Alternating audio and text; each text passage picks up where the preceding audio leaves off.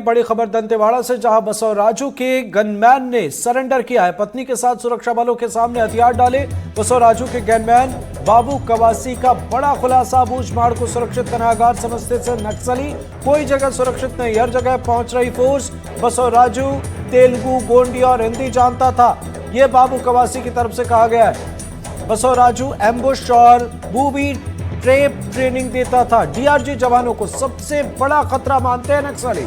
Surrender कर मुख्यधारा से जुड़े नक्सली बाबू कवासी का ये बयान भी सामने आया। तो बाबू कवासी 2012 से 2025 तक नक्सलियों की सुरक्षा में बाबू कवासी ने बताया कि वो नक्सलियों की सेंट्रल कमेटी के मेंबर की सुरक्षा में तैनात रहे हैं और बसवराजू की सुरक्षा में भी उनकी तैनाती थी।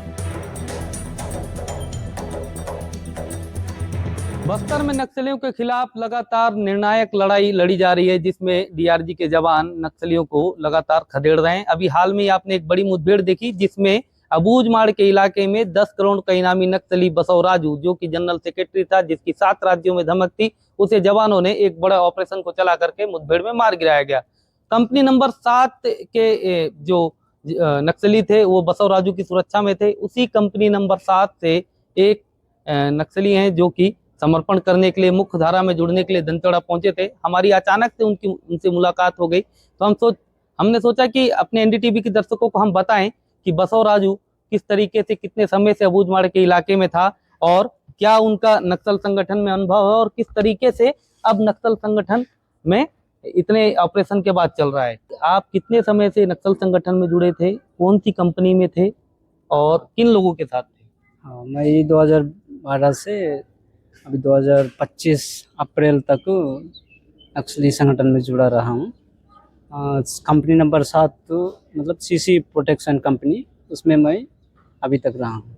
क्या हथियार पकड़ते थे आप वहाँ पर? कार्बन पकड़ते थे। कौन से बड़े नक्सली लीडर के साथ थे आप? वो अभी हाल में मारा गया है ना, बसवराजू, उसके साथ रहा हूँ। बसवराजू पहले मैं गणपति दादा के साथ तो मतलब बॉडीगार्ड के रूप में भी कुछ समय रहा हूँ और उनका हेल्थ देखने के लिए भी, मेडिकल सुविधाएं मतलब मेडिकल सेवाएं देने के लिए भी मैं उनके यहाँ रहा हूँ। वहाँ जो कंपनी है उसमें जो बसवराजू के साथ आप कब से कब तक थे, कितने साल तक थे? 2016 से 2024 दिसंबर तक रहा हूँ उसके साथ। कैसी दिनचर्या थी उनकी? उनकी तो बहुत अच्छा दिनचर्या थी, मतलब खाने पीने की आदत है और ज़्यादा महंगा चीज़ भी नहीं खाते हैं, हल्का जो सब लोग सरवारा भोजन करते हैं वही खाते हैं। आप संगठन में इतने समय तक थे, आप कब आए संगठन छोड़ के? 2025 माह अप्रैल 29 तारीख को संगठन से मैं आया अलग होकर। हाल में ही? हाँ। क्या सोच के आपने इस संगठन को छोड़ा? मतलब विचारधारा या खतरा बढ़ गया है? हाँ, तो खतरा बहुत बड़ा है। इस साल मतलब जो सरकार द्वारा ऑपरेशन कागर की लॉन्च की गई है, इसके साथ बहुत पार्टी को नुकसान पहुंच रहा है और नुकसान रोज ब रोज शाहिद होना, मतलब मारे जाना, ये हो रहा है। इसके चलते हमको अभी किसी भी जगह का सुरक्षा नहीं हो पा रहा है, इसलिए यहाँ रहने से भी फिर हमको भी कहीं ना कहीं मुठभेड़ में मारे जाना पड़ेगा, इसलिए पार्टी छोड़ के जाएंगे करके मेरे पत्नी के साथ मैं आया हूँ। मतलब कहीं ना कहीं मुठभेड़ में मारा जाना पड़ेगा, खतरा बढ़ गया था, जवान अंदर तक जा रहे थे। डीआरजी के जो जवान हैं जंगलों में जब पहुंचते हैं और उनसे मुकाबला होता है नक्सलियों का, लगातार देखा गया कि डीआरजी के जवानों के ऑपरेशन से नक्सलियों को बड़ा नुकसान होता है। डीआरजी के जवानों को लेकर बसवराजू किस तरीके की चर्चा करता था?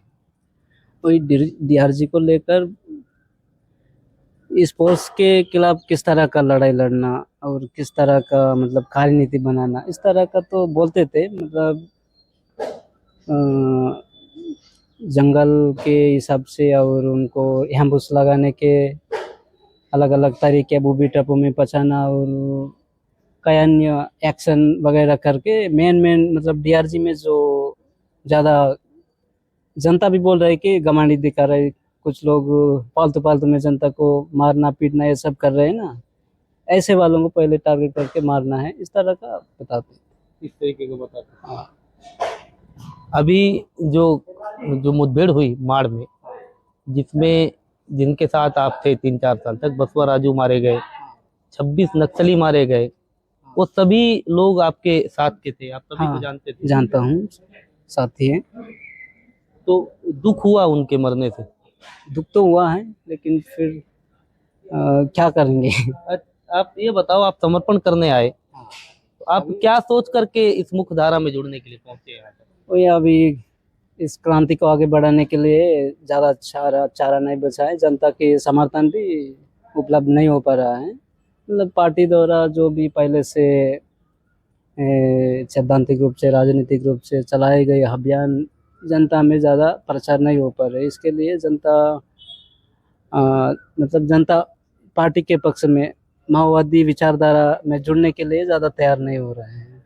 इसलिए बहुत हमको अलग अलग तरीका का परेशान होता है, जंगल में घूमना ये सब। इसकी वजह से मेरा तबीयत भी खराब हुई, तो फिर अभी दमन मतलब ऑपरेशन बड़ा है, तो फिर कहीं ना कहीं मुठभेड़ में मारे जाएंगे। इसलिए पहले हम लोग सरेंडर होकर मुख्य धारा में जुड़ के सरेंडर हो जाएंगे। फिर सरकार द्वारा जो भी अभी रेडियो हो या टीवी पेपर में, सोशल मीडिया में प्रचार की जा रहे हैं, अलग अलग तरीके का सुविधा देंगे, आत्मसमर्पण हो जाइए करके, यही सोच कर हम लोग सरेंडर होने के लिए आए हैं। सरकार की समर्पण नीति से प्रभावित होकर के आप जंगल में थे, आप कार्बाइन हथियार पकड़ते थे।